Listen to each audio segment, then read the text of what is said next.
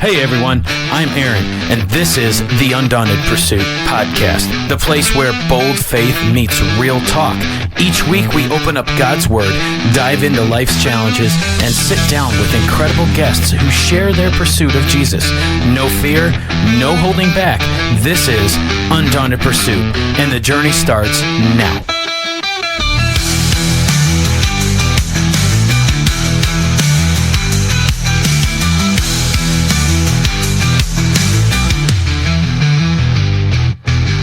Hey guys, and welcome back to Undaunted Pursuit podcast. Man, it has been a while since we got together. We got Ashley back in the studio with us. Hey guys. And we're going to get back into our Ecclesiastes study. But man, has there been anything really that... I guess there has been some major developments. Yeah. What do you want to share it or? Yeah, sure. Go ahead. So we have been invited to come down to Brazil with some missionaries, our family and Aaron and I, and we will be going for a month is what the Lord kind of put on our hearts. So we will be in Brazil for a month, coming soon. Don't know exactly. We're hoping March, God willing. If not, it will be October. So pretty exciting stuff.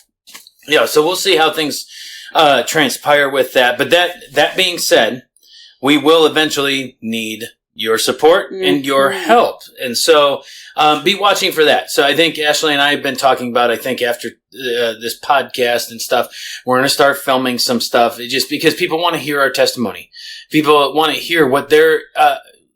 investing in or whatever. Investing. And so, we're thinking about doing a couple of different videos for this and I'll put it out on YouTube and stuff.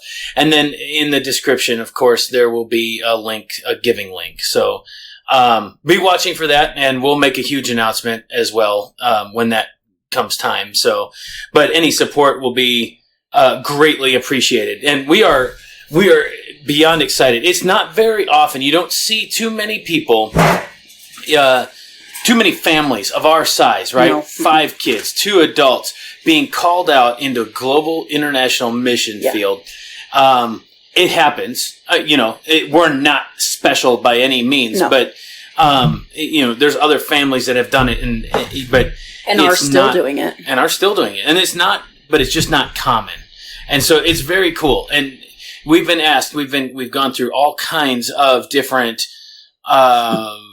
interviews and, Zoom calls and all that, and been asked several times, well, what's your goal for this? What's your goal for this mission trip? And, missions is good, right? Mm-hmm. And you'll see this in the, I was telling Ash, I don't know what to call it, testimonial or promotional video. I don't know what it's going to be, but you'll hear that story as well. But we're excited. We're excited that God has finally revealed a place for us. Oh my goodness. Things are falling off the wall. What did you do? I don't know what happened. I have this little pegboard off to the side and it just won't stay on the wall. Huh. Anyway, it houses my bookmarks. Wow. Well, all right. Either way, that's must be a sign to move on, right? Right. So anyway, winter's coming, and we've been prepping for that, and busy with all the nonsense. Lots of school. Yep, lots of school. I hope you guys are enjoying the new little mini short form videos that I started. The truck this cab. week, this truck past cab last week. Yeah, truck cab devotional. So if you haven't seen that yet. Devotionals. I said confessionals. I'm sorry. Devotional. Yeah, not confessional. But sorry, I got the wrong one. But you can find that on social media and of course YouTube on our channel there. So so that's good. I plan on doing that every week just to kind of give the reasoning behind it, right? And the reason I don't is because we are so busy all the time, and video takes a whole lot longer than audio, in my opinion, to edit. So or to add stuff into it. I'm just not fast with it. And so that's why I don't post a whole lot of video and mostly audio, because I can knock out audio no problem. But I'm going to try and do this because I think it opens up an avenue to get Jesus, just a little bit of Jesus into somebody's life. Yeah. You know, those that don't have time to sit and listen to a 45-minute or hour-long podcast of ours, that maybe this will just help them out just that much, you know. So yeah, hope you guys are liking it. Check it out, subscribe, and all that. So, this week, we are getting into and continuing our study in Ecclesiastes, and you're going to find out that Ecclesiastes, like this chapter 5, leads us into a couple of different sections of Scripture. For sure. And it really touches on some, kind of important things. Yep. For sure. So, we're talking about, chapter 5 starts out here with the preacher saying, guard your steps and focus on what you're doing as you go to the house of God. Draw near to listen rather than to offer careless or irreverent sacrifice of fools. All right? So, verse 1, we're talking about guarding your steps, right? Be mindful of your actions. Yep. Be on your best behavior. Mm-hmm. Live like there is... Live in expectancy of Jesus each and every day. I think that's kind of the way I take it, right? The way he was, of course, he's offering wisdom here, right? Well, and it wouldn't be Solomon without wisdom, right? And so there's just a whole lot more to that. But what does that mean to us today, right? That means to live in a way that that reflects Jesus each and every day. I was talking to Marshall. Surprisingly, I know he hasn't been on, but I was talking to Marshall yesterday, and he said something. Somebody said something to him one day, and I thought it was great because it's something that we all need to think on. It's very convicting. If an unbeliever was to follow you around each and every day, and you not say a word to them, if they just followed around and observed you, would your actions, your daily routine, reflect God? Yeah, would they make that unbeliever come to Christ? And so I thought that, I was like, man, that really makes you take a step back and look at your life and how am I living, even behind closed doors, right? Yep. We can act, however we want to act. I would say especially behind closed doors, because that's when it's the real you, right? Yep. Behind those closed doors, you don't have to pretend. You don't have to put on this fake face, right? Yep. Yep, and too many people do that. Yeah, too many people are they're putting on this fake facade, and they tell you everything's okay when in reality it's not. And there's no shame in asking for help, or having somebody else come alongside you and at least offer up prayers. Yep. So guard your steps. Focus on what you're doing as you go into the house of God. Draw near and listen. Verse 2. This is very important. Our tongue gets us in so much trouble, right? No joke. Do not be hasty with your mouse. With your mouse. Blah. You got a mouse? With your mouth. Or impulsive in thought. Therefore, let your words be few. Right? What I have underlined in verse 2 is don't be hasty with your mouth and let your words be few. Yep. Right? And we'll get into that here because verse 6 kind of goes along with that. And I know we're kind of jumping around a bit, but verse 6 goes as do not allow your speech to cause you to sin. Right? They kind of, as I read through that, I got to thinking about James. James is...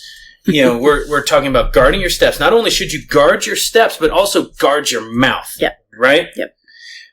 If you go and look at James chapter 3, pretty much all of it, and all I'm going to do is just really summarize it. Yeah. But, verse 3 in chapter 3 of James says we put bits in horses' mouths, right? It's a bridle that goes into a horse's mouth. And with that little thing, you can direct its whole body. That's exactly right. Right? If you look at a ship, what directs a ship? A rudder. So small in comparison, right? Our tongue is so small in comparison to the body, but yet it boasts of great things. It's in a sense a fire, is what James says in there. Yep. And this is very strong right here. Verse 6. The tongue is a fire, the very world of injustice and unrighteousness. The tongue is set among our members as that which contaminates the entire body. So, just like a little bit of leaven. Yeah, exactly. You have to be incredibly careful of what you say, how you say it, and it's crazy, how much your tongue can get you in. And I think I brought this up, and I think it's going to come up in the next couple of weeks or so in the truck cab devotional, that God gave you one mouth and two ears for a reason. Yeah. You know what I mean? That means we're supposed to do twice as much listening as we do speaking. And I know we do a lot of speaking on here, but how much are you listening? Yeah. What do you got? Anything to add into that? No, I was going to go to the same place with James. What do you think about that? What it says there in verse 8? Oh, you're not. I thought you were there. No, I had you pull it up. I'm sorry. Let me pull it up real quick. But no one can tame the human tongue. It is a restless evil, full of deadly poison. Mm-hmm. Yeah. Yeah. Out of the same mouth, verse 10 goes into saying we're still in James here. I know we're supposed to be in Ecclesiastes, but come James, both blessings and curses. Exactly. Mm-hmm. Exactly. How two-sided are we as human beings to not only, we'll act one way, and yet we will speak curses out of our mouth to others. Yep. Right. When in all reality we are called to love everybody and not curse anybody, right? You've seen that in the Old Testament where God can shut your mouth. So if you are speaking too many curses, he can shut your mouth. Mm-hmm. We see that he shut up Zechariah's mouth because of disbelief. Yeah. He shut up, he actually turned Balaam, his what he was supposed to be cursing into blessing, right? He made a donkey speak. What more to learn from all these accounts than to watch what you're saying, or God's going to shut it for you. Yep. We tell that to our kids all the time, don't we? Yeah, your mouth is writing a check that your body can't cash. That's what I say every time. Exactly. So watch your mouth. Guard your words. Guard your speech, because it does matter. You never know what try and be a little bit more mindful as to what kind of. I know we go into this a lot, like, oh man, we're speaking death into this situation, or whatever. We're speaking death into situations, or we're speaking life into situations. Be optimistic, because what should we focus on? We should focus on using our words to have faith, to let our faith shine through both our actions and our speech. Yeah. And when we speak in a way that it sounds optimistic, and from a worldly standpoint, what it is. We'd even say sounds expectant, right? Right. Because when you sound expectant, God's going to do it. Yeah. There's no gray area. It is straight black and white. If you are expectant with your tongue and you are speaking expectantly, generally it is going to be for the benefit of someone else. Yeah. Or for benefit of a situation. You can speak life and healing. You can speak life into your situation. You can get out of that poverty spirit. If you think that your life is just has been ruined and you are at a stalemate in your life, change it. You know what I mean? Because God already knows what you need before you even ask. You just have to take that action. Take that step. So realize that you are already in God's kingdom, that you are already, that God's power through the holy work of the Holy Spirit in your life is you're the conduit of heaven. So anyway, I want to back up. Yep. Because he also talks here in verse 4 that when you make a vow or a pledge to God, do not put off paying it. Mm-hmm. You don't want to make false promises to a God that knows everything. That's right. Yeah. So right now I'm actively doing Acts with the kids, and that immediately put Acts 5 into my mind with Ananias and Sapphira. Sapphira. I always want to say Satfire, and then I'm like, nope, that's not right. But anyway, so that it immediately put that story into my mind, because like I said, I'm doing a children's every Tuesday. I try and write a lesson up for the kids with a bunch of games, and this story is actually one I'm doing for this coming Tuesday, is this chapter. And it immediately, because I had just went through it, popped immediately into my brain. Yeah. And what was it? Oh, sorry. That's Acts chapter 5. And Ananias and Sapphira. See? Yeah. Okay. Satfire is fair enough then. Okay, so anyway, they sold their land. They were joining the church, right? The Acts church, the early church. And they sold their land and all their belongings, but they withheld a portion of the proceeds. Yeah. And together decided they were going to only declare X amount, which was not the full amount. Yeah. And when they were approached by Peter and asked, actually the husband was first, and he was approached, he said, yes, that's how much I sold this for. Mm-hmm. And he immediately fell dead. Yep. Immediately. And they carried him out and buried him, and then his wife came in. And let's see, where's it at? Then Peter said to her, this is verse 9, how could you two have agreed together to put the Spirit of the Lord to the test? Look, the feet of those who have buried your husband are at the door, and they will carry you out also. So she also lied. So in verse 8, she was, tell me whether you sold the land for this much. Yep, that's how much we did. How could you two together conspire to lie to God on your proceeds that he gave you, right? She also, verse 10, and she at once fell down at his feet and died. And the young men that carried her husband away also carried her away and buried her. Yeah. I mean, be very careful. Yeah. I mean, because that's the thing, it has nothing to do with the amount of money. God was not concerned about that. What he was concerned about was their hearts, right? They, on the outside, they were going to get praised. Oh my goodness, look at this couple. They gave everything. They sold their land. They gave everything. And so there's their recognition. But they didn't have the full faith to give it all. Exactly.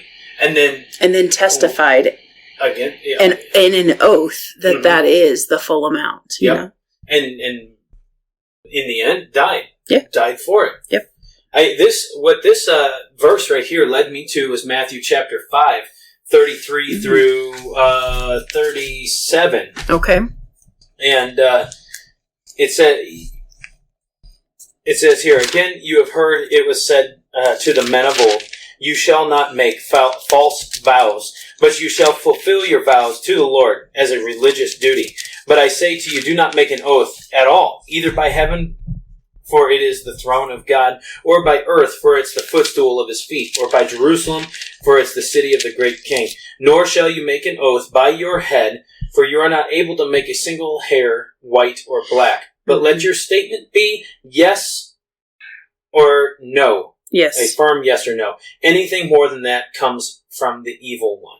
Yeah. Let your yes be a yes and your no be a no. I know. I just made that statement. It's like the kids keep asking, it's like, no, I said no. Why do I need to give an explanation? I said no. Yeah. Why can't my no be a no? My yes be a yes? I quoted this verse in that. Mm-hmm. But that's the thing. Like, if you are living a godly life, and your actions are reflecting that, your speech is reflecting that, then there shouldn't be any reason. That's what that passage means, right? There shouldn't be any reason for you to have to make a vow of anything, right? And this is not talking about the vows we make in court and stuff in our day and age, right? Where you do take this oath of truth in a court of law, right? That's not what this is talking about. God's not looking down on that and being like, oh my goodness, look at you. You know what I mean? As long as you're telling the truth. Right, exactly. But live in such a way that when you say yes, that people believe it. that like your yes is a yes. It doesn't have to be an oath on anything. Yeah. Because how can you swear on that? Just like you said. It's like the perfect example, right? Let your yes be a yes. If you are always asked to help with something and you say yes, but you don't show up or you don't give it all, you're going to have that reputation of they'll say yes, but you don't need their help. Because it's going to be more trouble, right? Whereas if you were to come to that same scenario and you let your yes be a yes and you show up and you give every bit of what you have, you will be called on again because they know they can rely. Yeah. And they know that it's truth. Yeah. And so you can't, verse 36 really sticks out, nor shall you make an oath by your head, right? For you are not able to make a single hair. What power do you have over? That's right. What makes you think that you can swear even by your own body because your own body isn't even yours? We belong to God. So how can we swear by our own selves even? Because we belong to God. So it's just, that's what it is. Just be mindful of how there's a thing. There is always somebody observing you. There's always somebody watching. There's always somebody critiquing you, right? It's, I think that when we hear that you will face persecution, that it's not only just persecution to you, but it's even persecution in the minds of others, right? For sure. That, oh my goodness, this guy says that he's, he proclaims Jesus, and yet I still see him, beating his wife, or, his wife has bruises all over her, or I see her, you name it, right? Any misdeed, any disobedience to the Lord, you name it, and there's the persecution. So, all right. So let's see here. Moving on. I kind of want to jump down to verse 10 in chapter 5. That's where I was wanting to go. Go for it. Yeah. So verse 10 we're back in Ecclesiastes, by the way. Verse 10. Is he who loves money will not be satisfied with money, nor he who loves abundance with its gain. This too is vanity. Don't put your love in material things. It's pretty plain and simple, right? You are always going to have another new shiny object that you are lusting after or that you are wishing you had. It doesn't matter if you obtain that $1 million. That $1 million isn't going to be enough to keep you warm. It's not going to be enough to pull you through. Yep. You are going to want more, always. You're not going to be satisfied. Yeah, exactly. Just look at our world today, right? Yeah. There's plenty of people that have plenty of money, and yet they still have that search for more, right? If I just have this much more, I'll be happy. If I just have this much more, then maybe I can get ahead in this world, or whatever. I'll tell you firsthand, we as a family, and I think we've said this on here before, have made $80,000 a year. We've made $40,000 a year. Either way, we have been happy. I think we've been happier and joyful with less. Yeah. I think, happy or joyful. Probably more joyful than happy, right? Because those times have those been times tough. have been difficult. I mean, not knowing if you were going to be able to pay those bills that go around, those times were difficult, but we had more joy in those times. Yes, exactly. When good things, verse 11 goes into saying, when good things increase, those who consume them increase, right? So what advantage is there to their owners except to see them with their eyes? I don't really know how that breaks down, but so the way I take it is when good things increase, those who consume them increase. When you have lots, people are right there just consuming what you have, right? Right. Yeah. That's the way I take it. That's exactly how I take it, right? Yeah. You immediately win the lottery, and boy, how do you find family that has come out of somewhere. Exactly. To pick and eat at that dinner table, right? Yeah. Yep, you're right about that. That is exactly what he's talking about here. So what advantage is there to their owners except to see them with their eyes? To me, that's exactly what that means.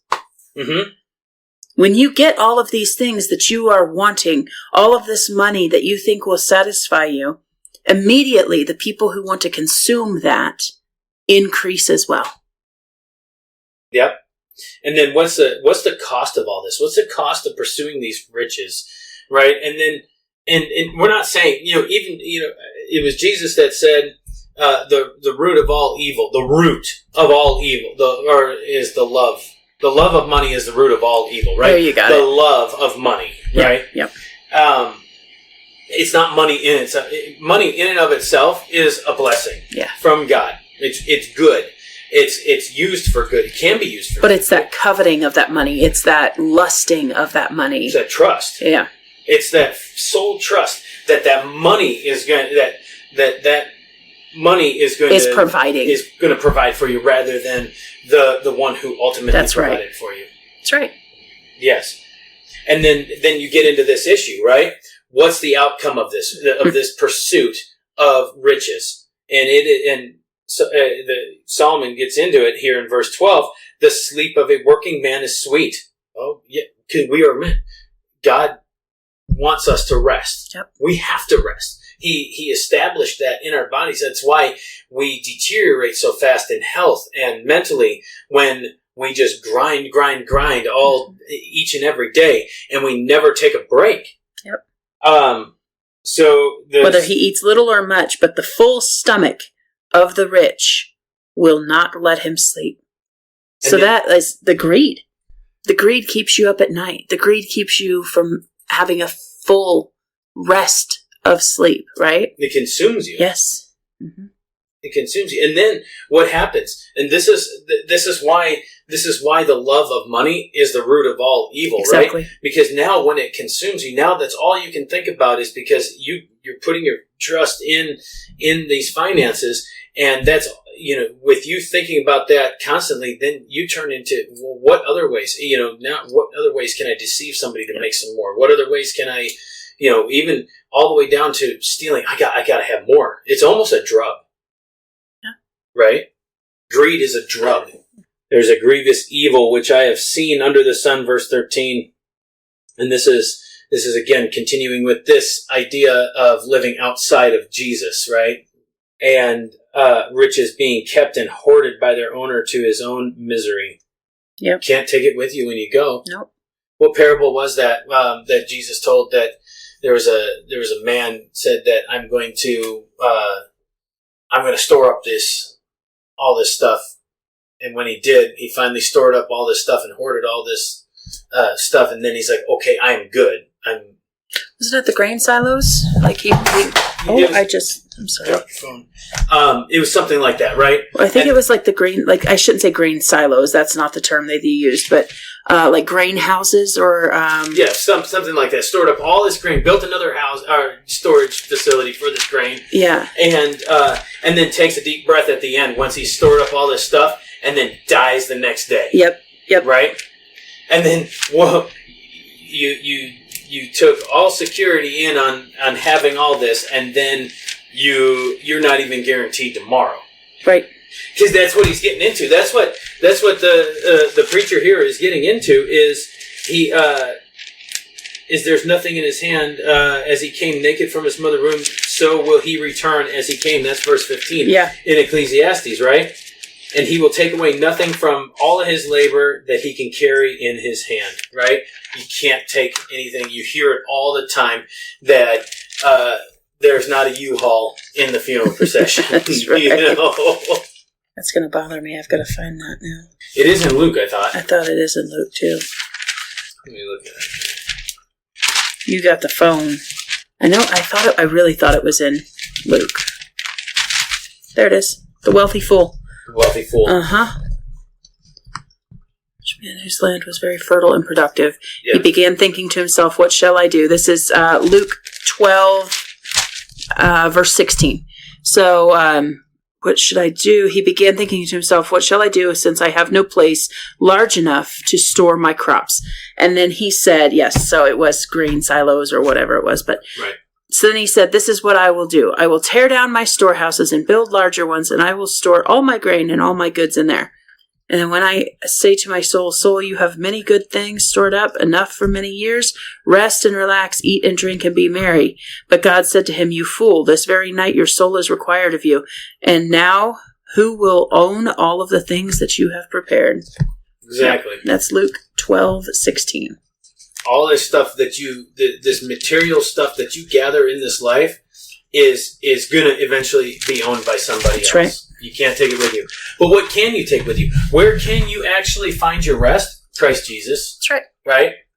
Christ Jesus is where we find our rest, where we take that deep breath like that wealthy fool after we have spent our life of storing up treasures in heaven, like God's word says, and leaving an inheritance to our next generations is that. It's not money. Nope. It's not stuff. Nope.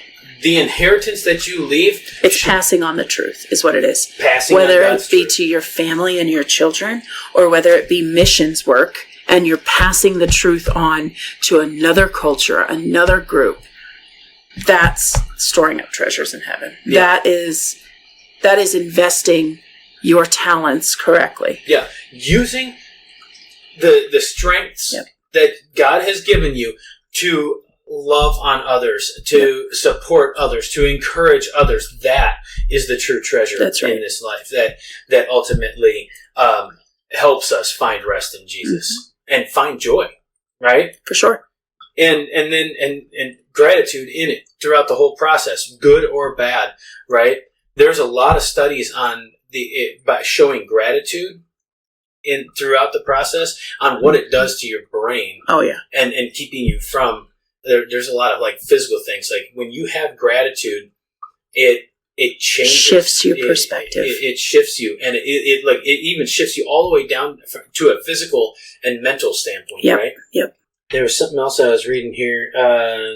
That's exactly what I was thinking. I already said it. What I was thinking.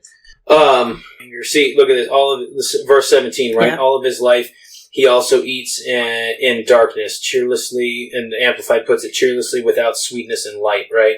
With great frustration, sickness, and anger, right? This pursuit, this unresting, like I said, I think, I said earlier in this podcast that this relentless pursuit of wealth and self-satisfaction will eventually lead to a deterioration physically in your body. It'll make you sick. Why do you think that? You've noticed it, right? Yeah. When you get so busy and you're so tired and you just keep grinding, we've gotten sick. I have a flare-up of a lot of my stuff that's gone on. Yeah. We get sick, and it just wears you down. It's almost like God built that into our bodies to be like, hey, wake up. Are you seeing what you're doing to yourself? You need to rest. Yep. I've seen it in that, it's like, wow, why did I get hurt like that? Why did God allow me to get hurt? Whatever. I think we've seen this, I don't know, recently. I can't remember. I'm not thinking of any particular person, but I think I've seen this before where it's like you've seen this person or family or whatever working so hard, and then all of a sudden somebody gets hurt, right?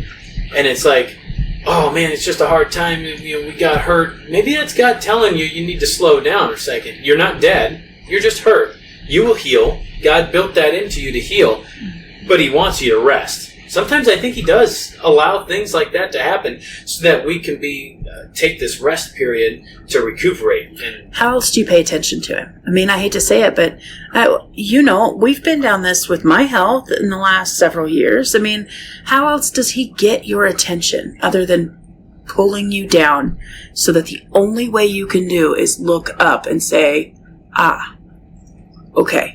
Yeah. Yep. And I'm not saying that please hear me out. I'm not saying that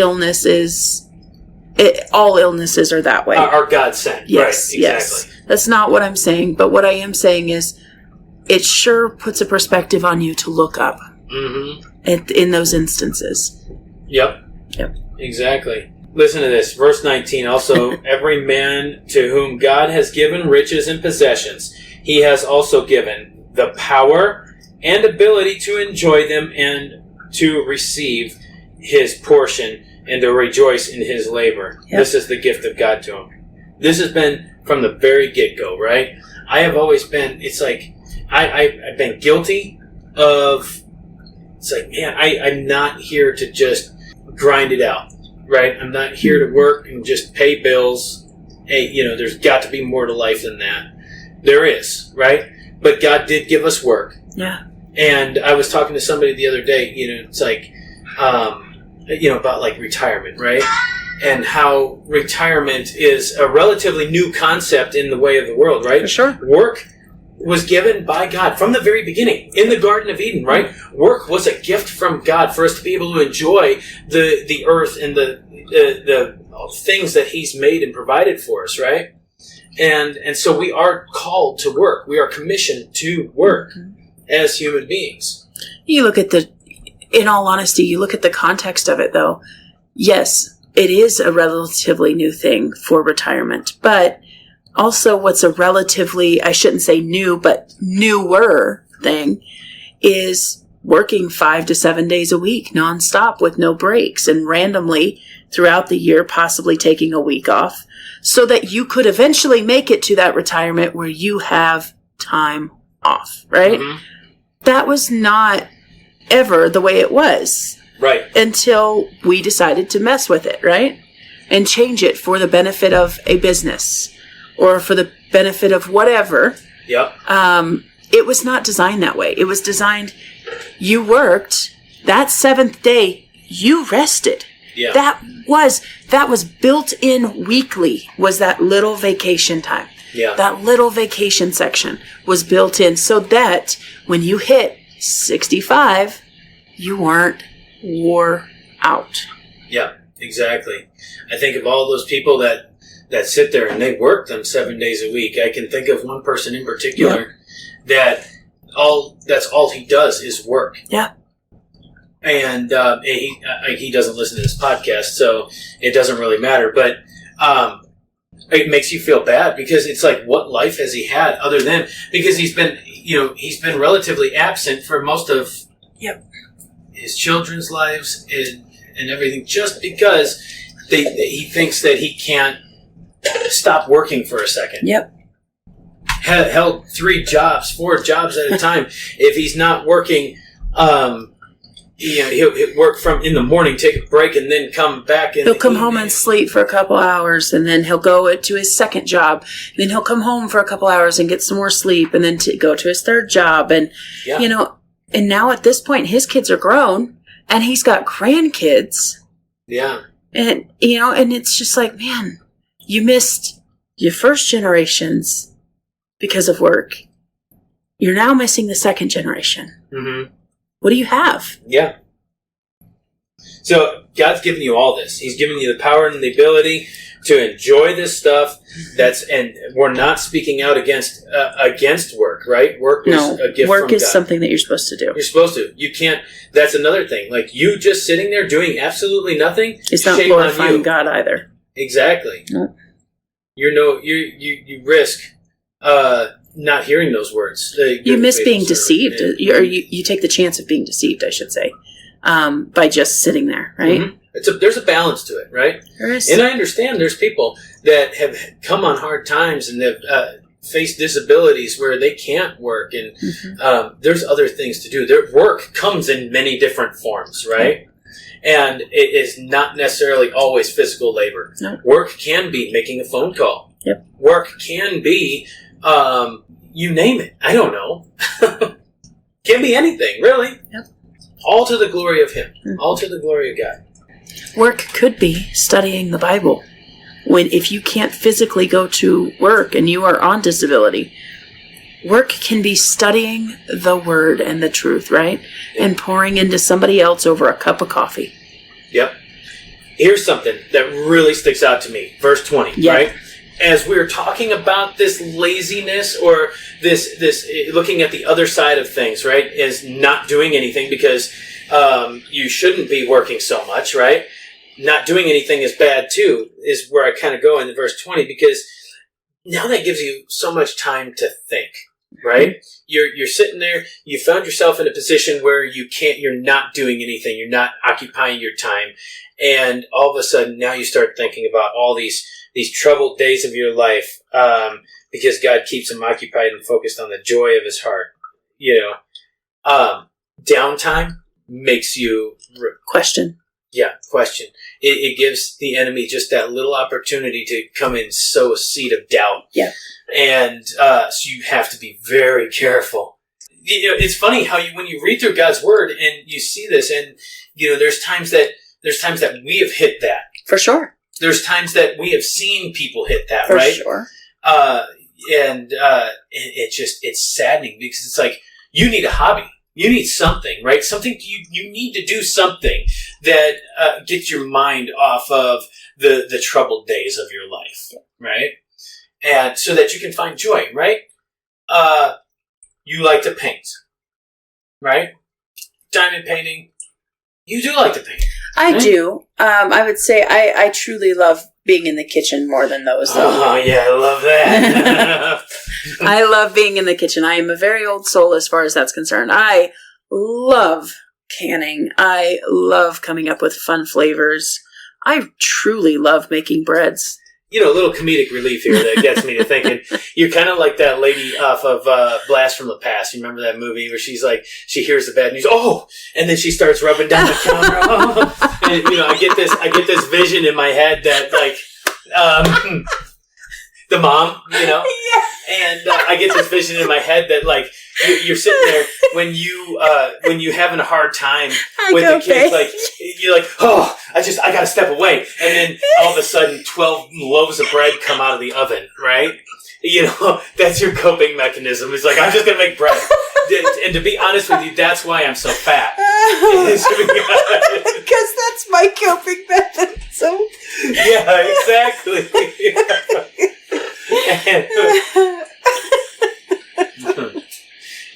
And if my shop was set up right, any of those hard times, any of those bored times that I get, or nice. Well, to be real honest with you, it used to be blacksmithing, right? Yeah. So when I would get bored, I would go out and I'd make a knife. That's why most of my knife collection, a lot of my knife collection is full of unfinished knives, is because it's like, oh gosh dang, I just gotta go pound some metal. And now I don't ever finish them. So I have all these knives that are just unfinished in a box, Just waiting for the kids to come and play with them. Exactly. And so, but find yourself a hobby, right? Yeah.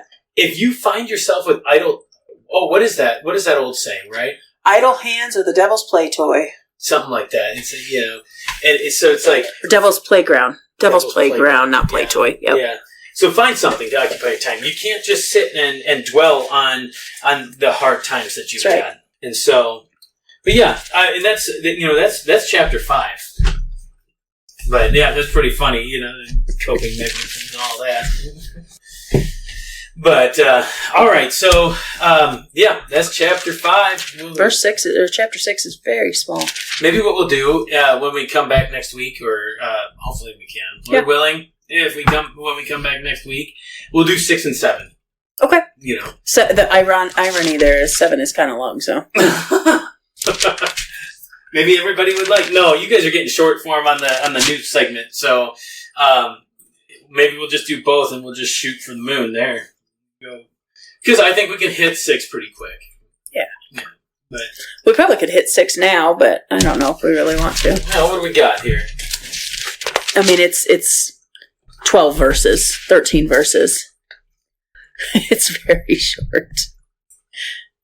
Yeah. And hey, you guys, if we decide to go on with this, you guys are getting a special look into, normally, especially with as long as it's taken us to get here, to get to this podcast, been 2 weeks, and we've read through chapter 5. Good night. I can't tell you how many times we've read chapter 5. Oh, tonight we're going to get it done. Tonight we're going to get it done. And then something pops up. Tonight we're not getting it done. Exactly. And so, so you guys getting this rare look at seeing it raw if we're going to do this here, because I haven't yet read through this, but it continues with that same. It sure does, though. Might as well just keep on rocking with it. May as well, right? Because so he goes into saying here that there's an evil which I have seen under the sun. This is continuing his thought. Yep. Like we've been talking about this whole thing, right? All of this is outside of Jesus, and it weighs heavily on man, a man whom God has given riches and wealth and honor. So you see that this that what he was talking about in chapter 5 is continuing into 6. That he lacks nothing of all that he desires, and God has given him the power, capacity to enjoy all of them. Okay, so he's pretty much reiterating himself there. Yeah. This is vanity. It's just a wisp of smoke, into the wind, right? Chasing after the wind. Great distress. Oh, listen to this. Man, we've covered a lot of 6 in 5. We sure did. That's what I was saying. I was kind of reading through this going, man, we might as well just rock through this because it's A, not that long, and B, it really pairs well with 5 anyway. Right? If a man fathers 100 children, this is verse 3, okay? If a man fathers 100 children, that's a lot of children, lives many years, however many they may be, but his soul is not satisfied with the good things, and he is not respected, he's not given a proper burial, then I say better the miscarriage than he. Ooh, that's harsh. For the miscarriage comes in futility and passes into obscurity, and its name is covered in obscurity. Oh my goodness. Boy, that is strong. That's rough, isn't it? It's pretty much saying, right, that you can have all this stuff. You can have all these these children, these heirs, right? Which was very important during this time. But if you're not satisfied with your heirs, if you're not satisfied with your children and the good things that have been given to you, and you're not respected, you're not living it's like continuing with chapter 5, right? Yeah. And you're not guarding your steps, guarding your actions, guarding your mouth, and so you're not respected, right, by anybody. Yeah. Then why even be born? That's crazy. That's pretty harsh. It is. You may as well have been miscarried if you're not going to live a life of godliness. Oh my goodness. Miscarriage comes in futility, and it passes into obscurity, and its name is covered in obscurity. Wow. Jeez. Oh, so 6:2, going back to that, prosperity without, this is the study Bible, this is a commentary. Prosperity without the divine gift of enjoyment amounts to nothing. Yep. Let me see. Did we read to the end? Okay. Verse 6, though, even if the other man lives 1,000 years twice over and yet has seen no good and experienced no enjoyment, do both go to one place, the grave? What does that say about it? That one place is the grave. If a long life terminates in death with no prospect of anything else, will that life have been worthwhile? Yep. Long life without knowing God and without the power to enjoy it is indeed frustrating and useless. It's just running on a treadmill your whole life. Right. Doesn't matter how far, And we referenced that in 5, right? Running on that treadmill, doing the same old, same old. Yeah. That's just, such a strong, really makes you examine your life a bit. Yeah. It's like, it goes back to that thing that I was talking with Marshall about, right? And Marshall was saying, like, if this unbeliever was to follow you around and look at your life, would he become a believer based on how you lived your life? Our life should reflect in a way that makes people say, I want that. That's right. Man, that dude is There is sick. Something different to those people. What is it? Yeah, that dude's on his deathbed and he's happy to be there. Yep. Or, he's joyful to be there. That dude has broke his leg and he's joyful that he has another leg to stand on, right? It's that type of outlook.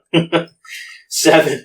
All the labor of a man is for his mouth, for self-preservation and enjoyment. That's the context in which the Amplified goes into there. Yeah. And yet the desire of his soul is not satisfied. Right? Wow. For what advantages has the wise man over the fool? What do you think it means there in verse 9?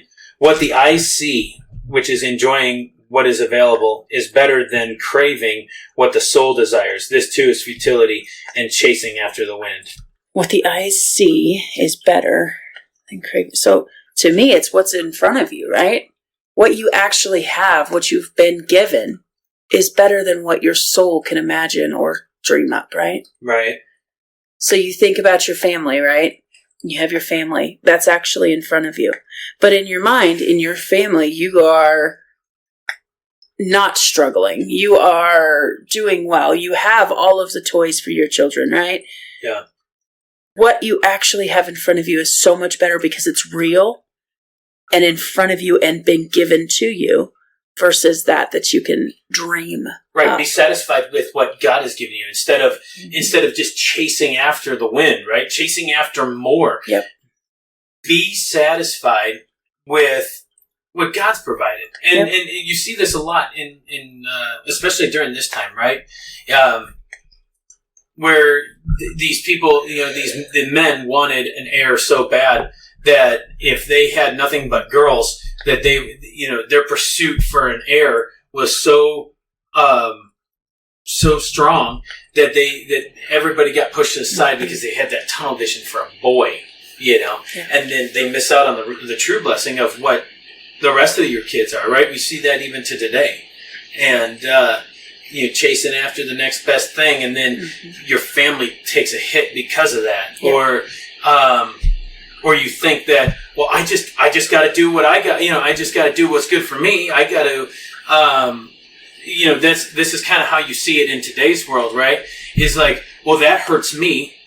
I'm going to make it hurt them. Yeah. Or I got to, I got to watch over myself. I got to make sure I'm safe. I got to make sure I'm taken care of first before anybody else. No, that's not the gospel. Right. Absolutely not. Right. What you got? Oh, I'm towards the end of it. So, 12 is where I was, but that's what I was looking at. Is that what you were looking at? Okay. So, for who knows what is good for a man during his lifetime? During the few days of his futile life, he spends them like a shadow. For who can tell a man what will happen after him under the sun? Right? Right. This phrase is a confirmation of the meaning of the Hebrew word translated vanity. Life passes away quickly, like a vapor. Mm-hmm. What will happen after him? The implied answer is that only God knows what will happen to us after death. Rather than imply that nothing exists beyond the grave, this book teaches that each person's life will be reviewed by God after death. Yeah. Yeah. It's like we have such a short, fleeting, futile life that we really don't have the time to be caught up in meaningless nonsense. More than that, you can dream what's going to happen to you when you pass away, but you don't know. You don't actually know. It's not in front of you, like verse 9 was saying. It's not in front of your eyes. You're not seeing it. You don't know. It's a dream at this point. Yeah. Yeah. God's the one that knows. Yep. And I'm telling you, this is where we should end it today. I agree. Or this week is the fact that stop pursuing this nonsense. Stop pursuing your own selfish desires. Stop pursuing this life of give and take, right? Where you think that the world owes you. It boils down to stop having that victim mentality, that spirit of victimism. Yeah. That somebody's always out to get you. Run this race, right? That's right. Pursue Jesus, and everything else will be added to you. That's exactly right. It may not look the way you think it should look, but let's be honest, it's not going to look the way you think it should. Exactly. But this is important because we do have a fleeting and futile life, and we aren't guaranteed tomorrow. So chase after Jesus, and that is the most important thing. Get into God's Word and base your life off of what He tells you. That's right. Weigh everything by God's Word. His Word. Yep. Yeah.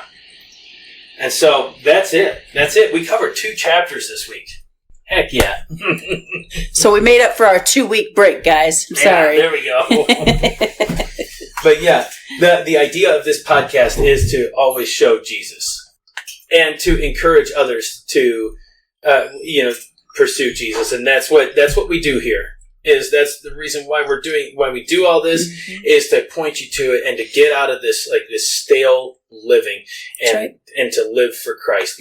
Paul puts it really good. To live for, what is it? Oh my goodness. I even knew I was going to screw this up. To die for Christ is gain. Yeah. To live is Christ, and to die is gain. Right? Yeah. To live is Christ, and to die is gain. There we go. So, go look that up. Look up any any of this. Read through these things. Next week will be, or next episode, we'll be covering Ecclesiastes chapter 7. Yeah. So, and we're just about done. There's only 11 chapters in Ecclesiastes. Woohoo! Then on to something. I think we've got something pretty fun that we're going to start doing. Remember, we're going to start doing hermeneutics, like word study. Oh, I forgot about that. Remember that? Yeah. So anyway, but that's a long ways off. So we'll talk more about that later. But guys, hey, thanks for listening to Undaunted Pursuit podcast this week. We're glad you joined us. Share this podcast with somebody this week, and check out our YouTube channel. Subscribe and like it, and so you can get notified. And give us a good rating and review on any of the platforms you listen to this podcast on. Check us out on social media, and that's Facebook, Instagram, X, whatever. We'd love to hear from you. We've got many different ways that we can hear from you. Social media for one, and our email, undauntedpursuit@gmail.com. We'd love to hear from you. Any prayer requests, any requests of what we should cover next. And be watching out for supporting this new venture, this missions trip that we're going on. And we'd love to have you partner with us. And hopefully we will be able to share our experiences when that happens. Right here. It'd be really cool to do a podcast down there. From there. Yeah. And so, either way, you guys have a great week. Stay tuned, and I think that's about it. So, yep. We'll see you all next time on Undaunted Pursuit podcast. See you guys. See you guys.